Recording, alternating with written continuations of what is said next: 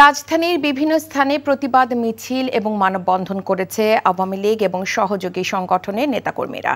সকালে ফার্মগেট খামারবাড়ি এলাকায় মানববন্ধন কর্মসূচি পালন করেছে বঙ্গবন্ধু কৃষিবিদ পরিষদ। এতে অংশ নেন আওয়ামী লীগের সভাপতি মণ্ডলীর সদস্য আব্দুর রাজ্জাক, যুগ্ম সাধারণ সম্পাদক আফম বাহাউদ্দিন নাসিম।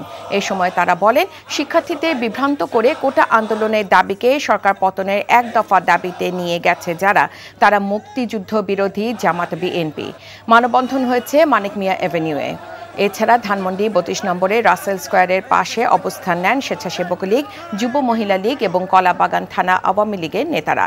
এদিকে ধানমন্ডি ৩A-তে আওয়ামী লীগ সভাপতির রাজনৈতিক কার্যালয়ের সামনে জড়ো হয়েছেন ছাত্রলীগ সহ সহযোগী সংগঠনের নেতাকর্মীরা।